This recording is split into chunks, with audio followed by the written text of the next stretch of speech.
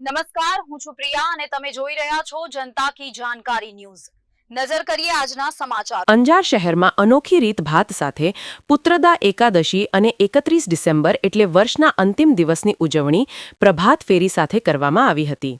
સૂર્યોદયની પહેલી કિરણ ધરતીને સ્પર્શવાની તૈયારી કરતી હોય અને પક્ષીઓ કલરવ સાંભળવા મળતું હોય, વહેલી સવારે બ્રહ્મ મુહૂર્તના સમયે કરવામાં આવતી પ્રવૃત્તિ એટલે પ્રભાત ફેરી કહેવામાં આવે છે। પ્રભાત ફેરી એ માત્ર ભંજન ગાવા નીકળતી ટોળી નથી।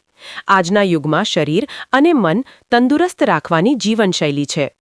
આજના દોડધામ ભર્યા યુગમાં જ્યારે મેન્ટલ હેલ્થ અને વેલનેસ જેવા શબ્દો આધુનિકતાના પ્રતીક માનવામાં આવી રહ્યા છે, ત્યારે પ્રભાત ફેરી સદીઓ જૂનો નેચરલ ડિટેક્સેશન છે।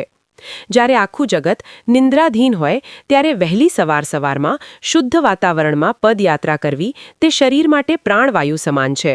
મંજીરાના તાલ સાથે ભરવામાં આવતા પગલાં મનને એકાગ્રતા અને શાંતિ આપે છે। તે ચલતા ચલતા કરવામાં આવતું ધ્યાન સમાન છે, જે માનવીના શરીરમાં અંતરનો દીવો પ્રગટાવે છે અને શારીરિક અને માનસિક રીતે આખા દિવસ દરમિયાન ઊર્જા આપે છે।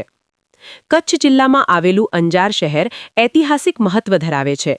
આજરોજ પુત્રદા એકાદશી અને 31 ડિસેમ્બર સાથે જ આવતી હોવાથી આજે જય શ્રી કૃષ્ણ ગ્રુપ દ્વારા પ્રભાત ફેરીનું આયોજન કરવામાં આવ્યું હતું।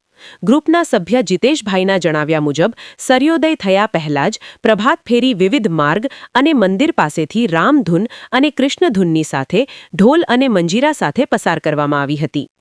પ્રભાત ફેરીની સાથે જોડાયેલા ભાઈઓ તથા બહેનો દ્વારા શ્રી માધવરાયજી મંદિર મધ્યે, શ્રી નંદકુમાર અષ્ટકમ, શ્રી નાગનાથ મહાદેવ મંદિર મધ્યે વેદસાર શિવોત્સવ અને રામસખીના મંદિર મધ્યે ધનુર્માસ આયોજિત ધૂન કરવામાં આવી હતી।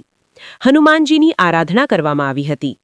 આજે પણ પ્રભાત ફેરીની પરંપરા જય શ્રી કૃષ્ણ ગ્રુપ દ્વારા ભારતીય સંસ્કૃતિ, સભ્યતા, ભક્તિની સાથે જીવંત રાખવામાં આવી છે।